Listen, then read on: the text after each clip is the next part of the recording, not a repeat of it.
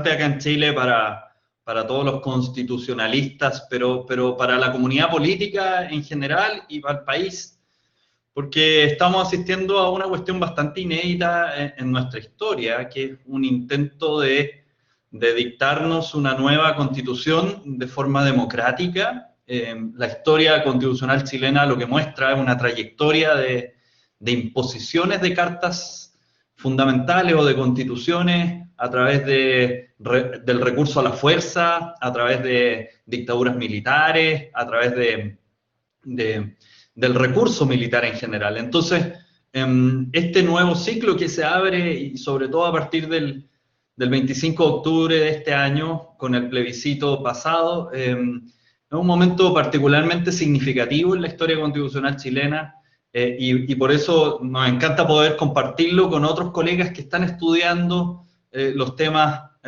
constitucionales, los temas constituyentes. Con Domingo hemos estado trabajando desde hace un buen tiempo, ya casi una década, en distintas publicaciones. El otro día, por ejemplo, Roberto Cargarela recordaba un paper que escribimos hace 5 años atrás con Domingo, a propósito de una idea de plebiscito para superar la Constitución de 1980, se llamaba plebiscito ahora. Bueno, hoy día eso ya es realidad y ya tiene su materialidad política. Yo voy a partir y les voy a contar un poco cómo llegamos acá, y voy a contarles un poquito de historia, sin tener que irnos hasta los fenicios, pero sin por eso no considerar que en la historia de Chile y respecto del resto de los países latinoamericanos, el caso de la Constitución de 1980 es una constitución bien especial, que mantiene hasta hoy su vigencia, pero pareciera que estamos asistiendo a su muerte. Yo lo primero que quiero compartirles es que la Constitución de 1980 es el intento exitosísimo de la dictadura militar para consolidar su modelo político, social y económico.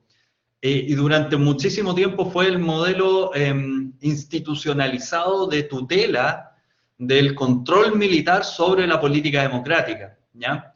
Entonces, cuando ya se discutía en 1980, cuando la dictadura anuncia someter a un referéndum fraudulento la Constitución de 1980, ya desde ese momento habían discusiones críticas respecto de esta Constitución, y en ese momento también habían intelectuales académicos de centro y de izquierda que decían que había que impulsar una asamblea constituyente.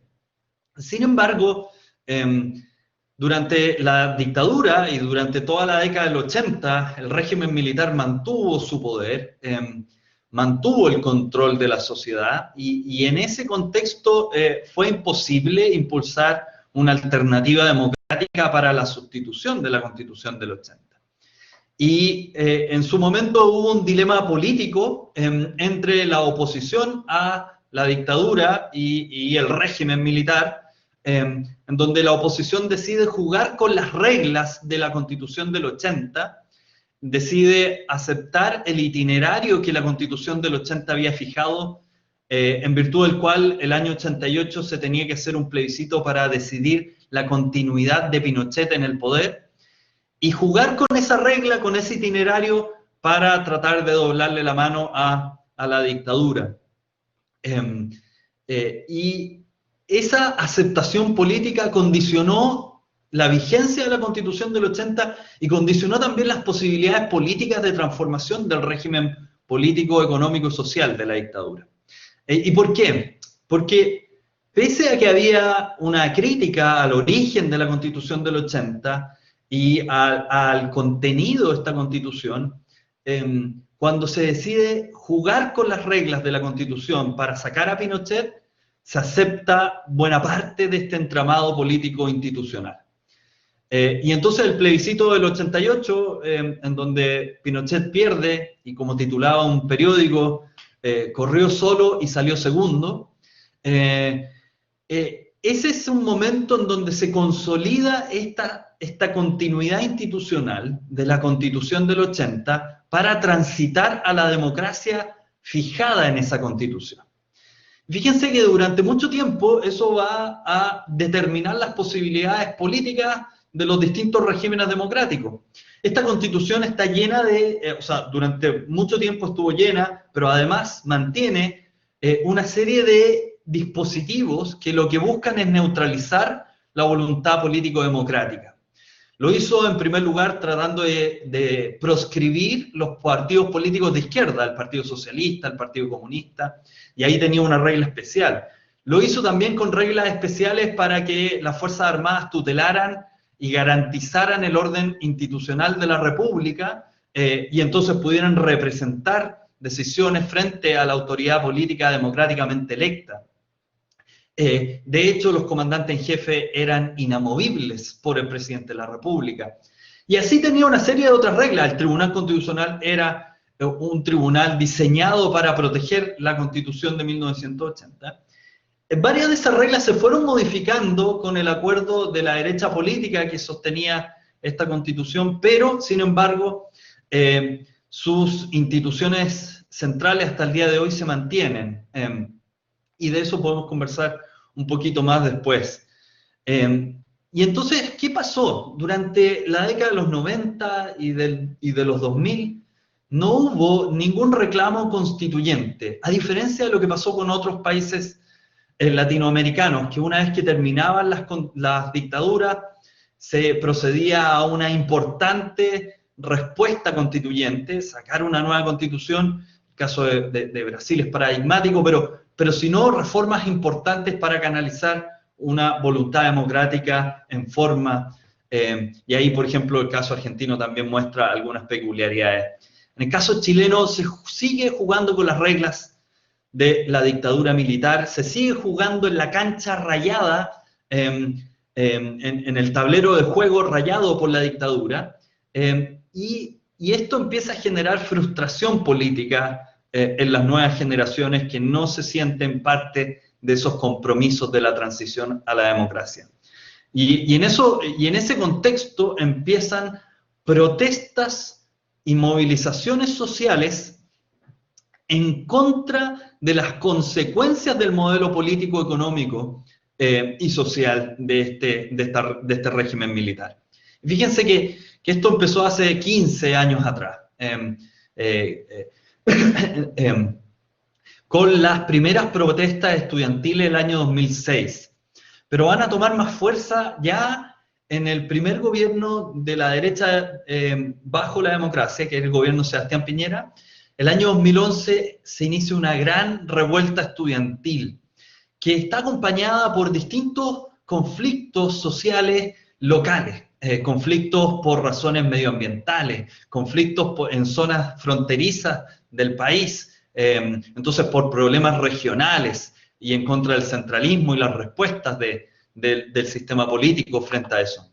Serie de movilizaciones sociales que se van a empezar a generar durante la década del 2010 en adelante. El 2011 es particularmente agudo y la respuesta del sistema político no es satisfactoria y no puede serlo porque la Constitución del 80 impide cambios significativos si no concurre la voluntad política de la derecha. ¿Por qué?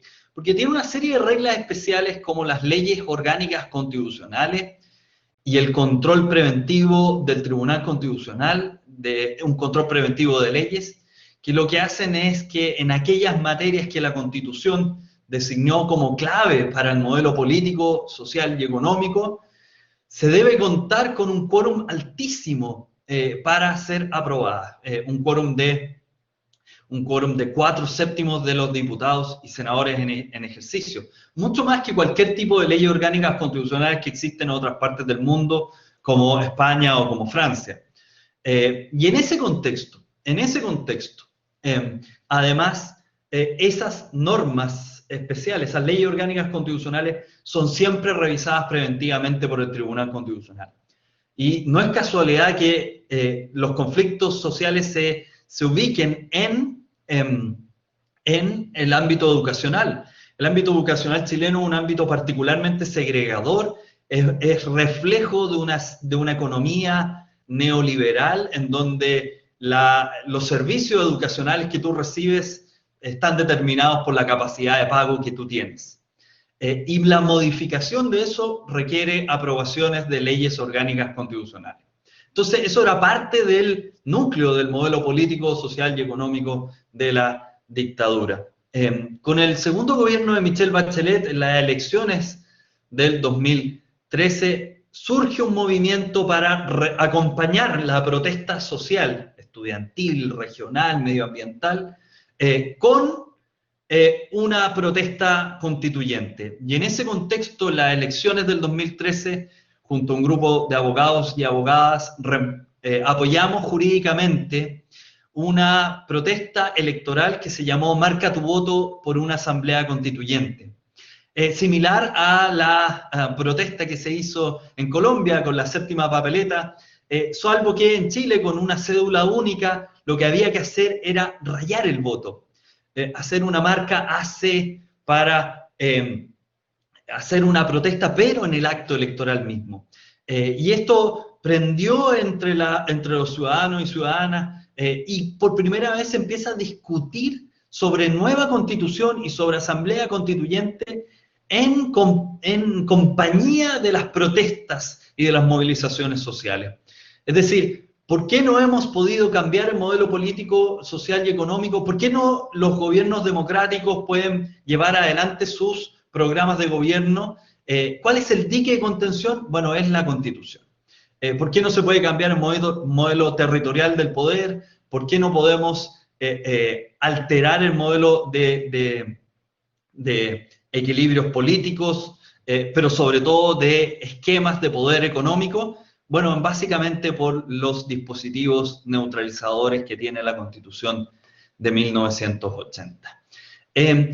Y la presidenta Bachelet propuso un itinerario constituyente o constitucional para intentar darnos una nueva constitución. Y tenía toda una fase de participación que se debía desarrollar en su gobierno. Fue una fase de participación guiada por el Estado, en donde participó un número importante de personas, más de 200.000 personas participamos. Hay literatura que evidencia esto. Pero sin embargo, ese proceso constituyente, al estar amarrado institucionalmente dentro de las reglas de reforma constitucional, las reglas de la misma Constitución de 1980, básicamente estuvo predestinado a morir. Y de hecho, lo que pasó fue que 6 días antes de dejar el poder, Michelle Bachelet envía un proyecto de reforma total de la Constitución, pero que no logra ser tramitado y que rápidamente muere. De hecho, el nuevo presidente, el actual, el presidente Sebastián Piñera, en su segundo mandato, parte señalando dentro de sus promesas de campaña de que no está dispuesto a una nueva Constitución. El ministro de Interior de la época, luego encontrado culpable en un juicio político por las violaciones a los derechos humanos en el marco de las protestas del 18 de octubre pasado. En una reunión de empresarios, ese ministro del Interior sostiene que van a descartar el proceso constituyente y cualquier posibilidad de una nueva constitución. Y entonces bastaba solo una chispa para que aquel último intento de tratar de resolver institucionalmente dentro de la Constitución el problema de reemplazo constitucional y el problema de nuevas reglas para la acción política democrática y responder con ello las necesidades sociales y las demandas sociales, bueno, bastó que se produjese un alza en el valor de la tarifa de transporte urbano en 30 pesos. 30 pesos debe ser menos de un octavo, ¿no? Debe ser como menos de un doceavo de dólar, para que tengan esa conciencia. Se sube 30 pesos chilenos la tarifa del transporte y sin embargo empieza una serie de, nuevamente, protestas. Protestas pacíficas en contra del alza del transporte, protestas por estudiantes nuevamente que llaman a la evasión popular del pago de la tarifa de transporte, y con eso llegamos al punto, en la chispa, al punto de no retorno con el famoso estallido social del 18 de octubre pasado. Por eso parte del reclamo fue, no son 30 pesos, nunca fueron 30 pesos, sino que son 30 años.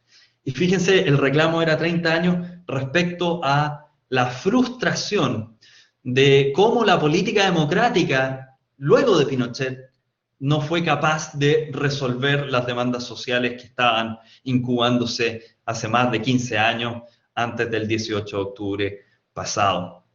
Entonces, el estallido social del 18 de octubre pasado es imposible de ser comprendido sin una serie de movilizaciones previas, pero además sin la incapacidad, digamos, o la discapacidad que tiene esencialmente la Constitución de 1980 para poder articular una política democrática que dialogue con los movimientos sociales, con la respuesta institucional que debe darse a esos movimientos sociales y a esas protestas. Este es el panorama en virtud del cual se genera y se inicia el proceso de cambio constitucional. Y yo creo que es importante tenerlo presente porque desde sus orígenes la Constitución de 1980 fue vista con recelo, obviamente, por las fuerzas democráticas porque había sido impuesto por un dictador, pero también porque su contenido impedía una política democrática efectiva que pudiese conversar, dialogar con la ciudadanía, la sociedad civil y en general con programas de gobierno que fuesen de distinto signo político que el modelo político, social y económico de la dictadura. Y eso en su momento lo vio con claridad la oposición política a la dictadura, pero que sin embargo, al aceptar la salida institucional de la Constitución de 1980 para llegar a un modelo democrático de gobierno, bueno, ese compromiso nos costó más de 15, 20, nos costó 30 años de incapacidad a un sistema político de ser genuinamente democrático y de poder permitir el cambio de los engranajes políticos, económicos y sociales que hasta el día de hoy se mantienen de la dictadura militar. Este es el contexto. Entonces, la respuesta que surge el 15 de noviembre del año pasado para modificar y para enfrentar estas protestas, para modificar la Constitución y para enfrentar estas protestas, solo puede ser explicado a la luz de esta breve historia que he tratado de hacer hoy día para ustedes y que hay unos textos que en parte tratan de detallar más esto y que se los hemos compartido a Alex, a Andrés, a Mario y que lo pueden compartir con todos ustedes. Con esto yo los dejo hasta acá y le dejo la palabra a Domingo.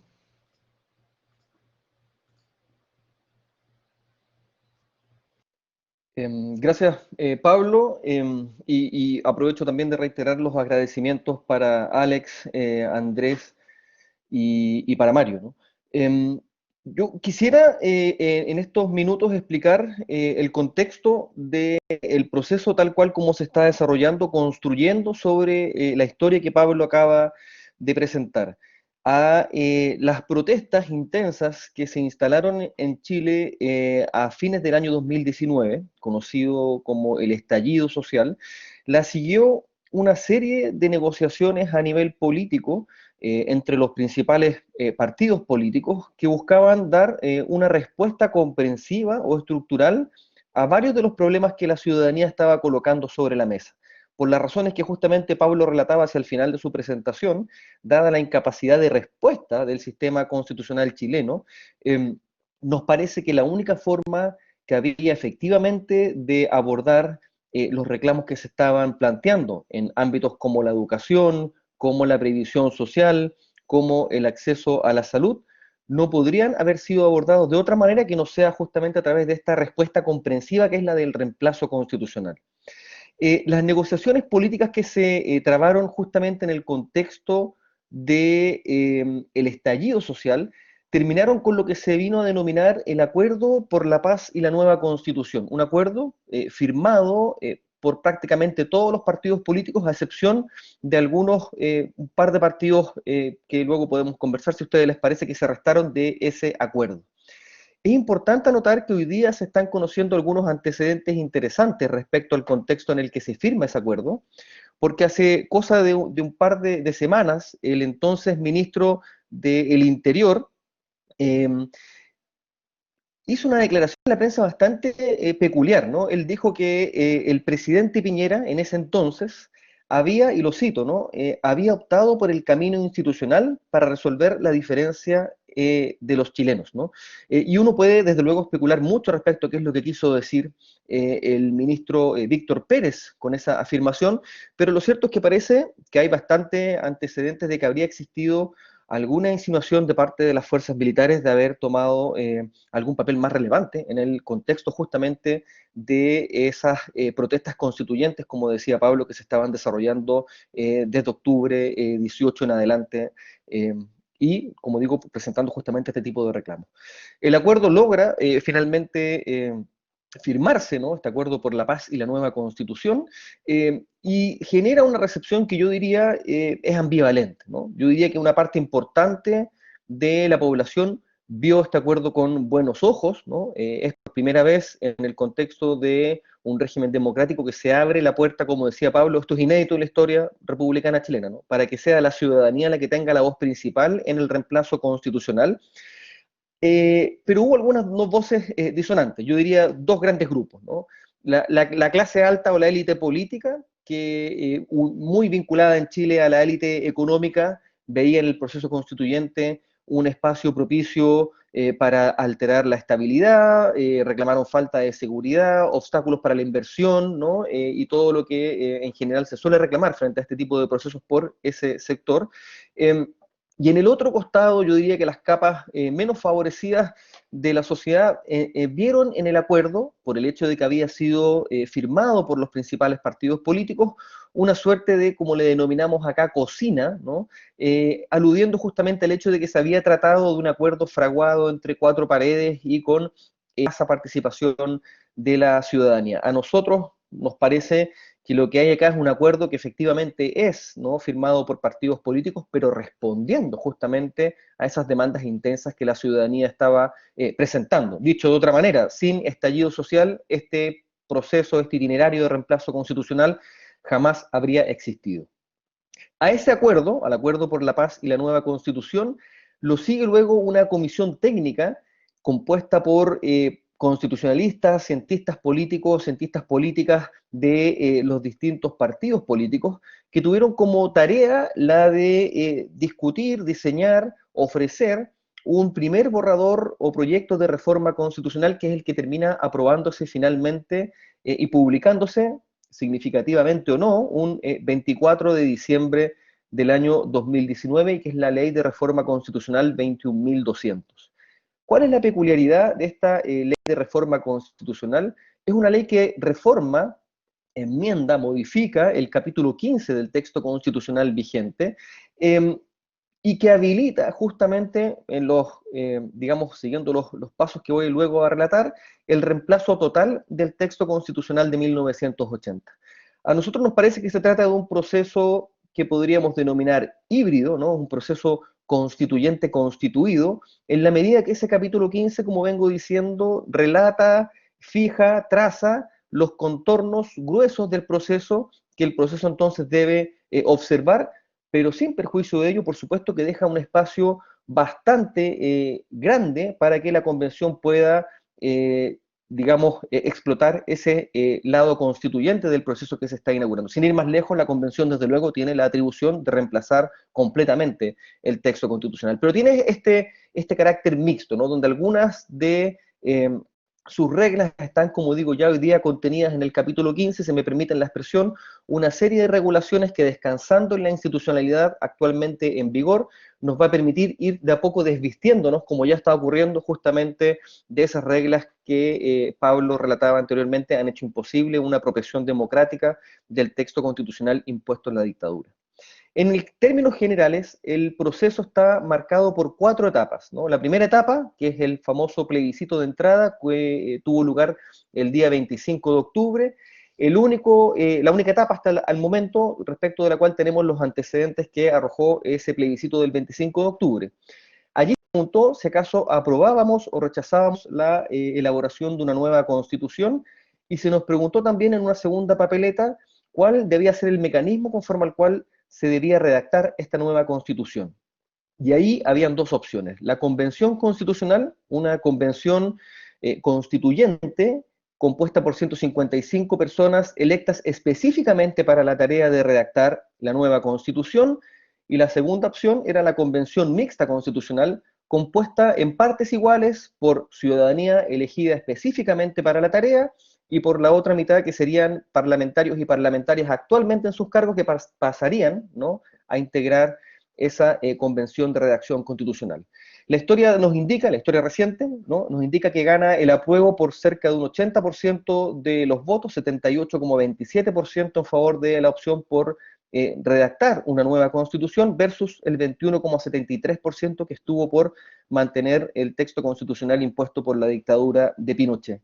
Y en términos del órgano constitucional, lo que para muchas y muchos fue una sorpresa, ¿no?, se impone la opción de la convención constitucional, es decir, la convención compuesta íntegramente por ciudadanía electa para la tarea, ¿no?, por un 79,18% versus la convención mixta constitucional, que obtuvo apenas un 20,82%. ¿Cuáles son las etapas que siguen?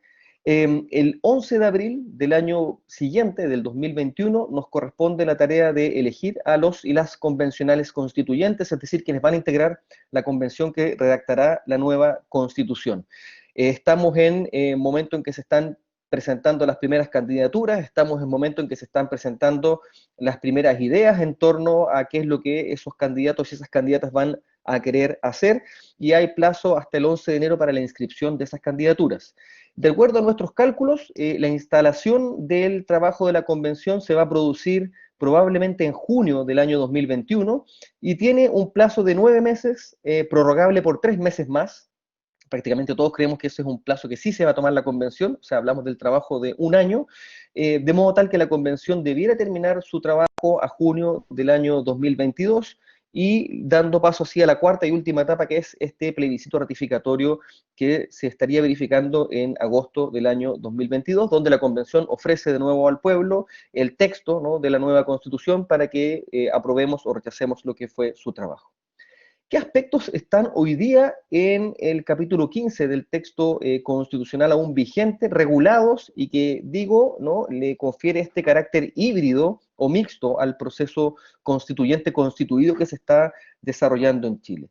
Algunos aspectos que son quizás menos conflictivos, ¿no?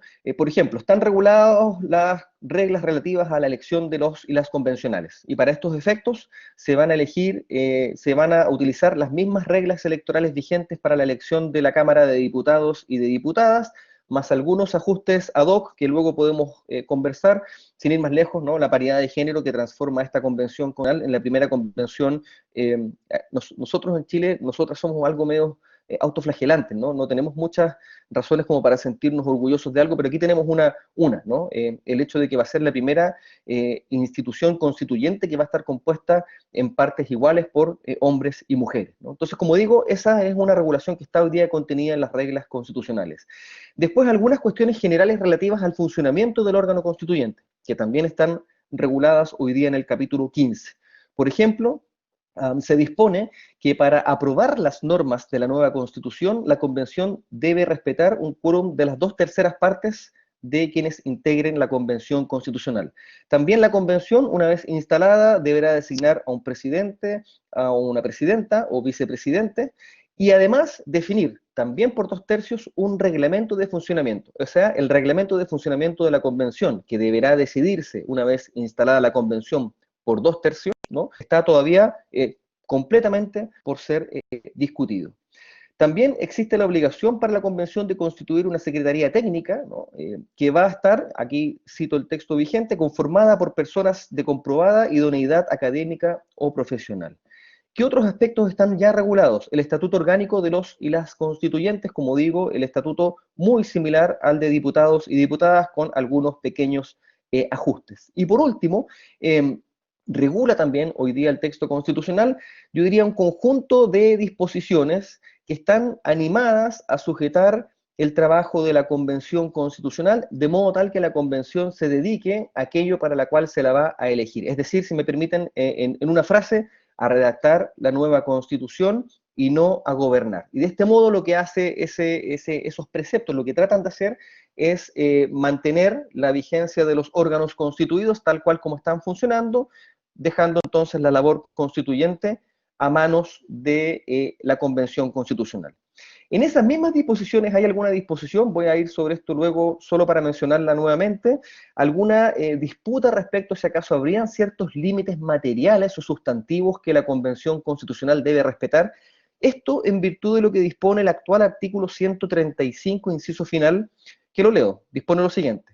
El texto de nueva Constitución que se someta a plebiscito deberá respetar el carácter de República del Estado de Chile, su régimen democrático, las sentencias judiciales firmes y ejecutoriadas y los tratados internacionales ratificados por Chile que se encuentren vigentes, ¿no? Como digo, algunas voces, a mi parecer, las voces que se han mostrado más distanciadas del proceso constituyente, leen acá límites sustantivos o materiales al trabajo de la Convención. A nosotros, con Pablo, lo que nos parece más bien es que lo que aquí hay son reglas competenciales que dividen las aguas y le dicen a la Convención, Convención, dedíquese usted a hacer aquello para la cual la vamos a elegir, que es redactar la nueva Constitución. Por último, hay también regulado un procedimiento de reclamo, solo si es del caso que se infringen reglas procedimentales aplicables a la Convención. Y este es un tribunal ad hoc que se va a componer por 5 integrantes de la Corte Suprema sorteados para el efecto, es decir, si es del caso que se presenta alguno de estos reclamos. En ningún caso, dispone hoy día el texto vigente, se podrá reclamar sobre el contenido de los textos en elaboración, es decir, no procede un control sustantivo. Y agrega, en una cuestión que ha sido poco mencionada, que ninguna autoridad, ningún tribunal podrá conocer acciones, reclamos o recursos vinculados con las tareas que la Constitución le asigna a la Convención. Es decir, nos mantenemos en un, digo, potencial constituyente bastante evidente que va a estar puesto en manos de la Convención. Quiero terminar poniendo sobre la mesa algunos aspectos que hoy día han estado puestos en el debate, ¿no? Y que están generando una discusión, me parece a mí, jurídico, político, constitucional relevante. La primera cuestión es la relativa al quórum, que había algo desaparecido, pero vuelve a estar sobre la mesa producto de un proyecto de reforma constitucional que se acaba de presentar. Como acabo de decir, el quórum que la Convención debe respetar para aprobar las normas de la nueva Constitución es de las 2/3 partes de la Convención. Se acaba de presentar un proyecto de reforma constitucional en el que lo que se propone es rebajar el quórum de las 2/3 partes a 50 más 1, al 50% más 1 de los votos de la Convención. Se ha dicho que esto facilitaría la participación ciudadana y ha generado desde luego una importante discusión porque el quórum de las 2/3 partes siempre estuvo presente desde el momento en que se firma ese acuerdo por la paz y la nueva Constitución, pero es de nuevo un tema que está, de nuevo, justamente producto de este proyecto puesto sobre la mesa. La segunda cuestión que se ha discutido con particularidad es la composición de la Convención Constitucional. No hay dudas que la Convención Constitucional va a estar compuesta por 155 personas, que es el mismo número de la Cámara de Diputados y de Diputadas, que van a ser elegidos y elegidas específicamente para la tarea. ¿Qué cuestiones se han estado discutiendo? ¿Cómo logramos añadir algunas regulaciones ad hoc, ¿no? Que se hagan cargo de los reclamos de participación ciudadana que la gente hoy día está reclamando en Chile? Ya está despachado el proyecto de reforma constitucional en materia de paridad de género que relaté hace algunos momentos.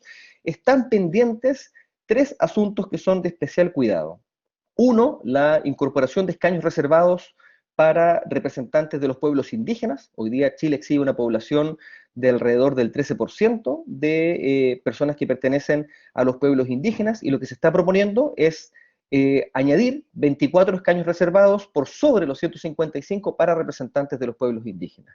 En segundo lugar, candidaturas que favorezcan la presentación de personas con discapacidad o capacidades diversas, una reforma que ya está aprobada en general, pero que no ha vuelto a tocarse nuevamente por el Congreso. Y por último, que es un tema particularmente sensible por el contexto en el cual se produce el estallido, la rebaja de barreras para que puedan presentarse candidaturas independientes, es decir, candidaturas de personas que no pertenecen a partidos políticos. Se han introducido ya algunas mejoras en este sentido post estallido social, pero siguen presentándose nuevos reclamos, particularmente por lo problemático que la pandemia le ha puesto la tarea a esas candidaturas independientes.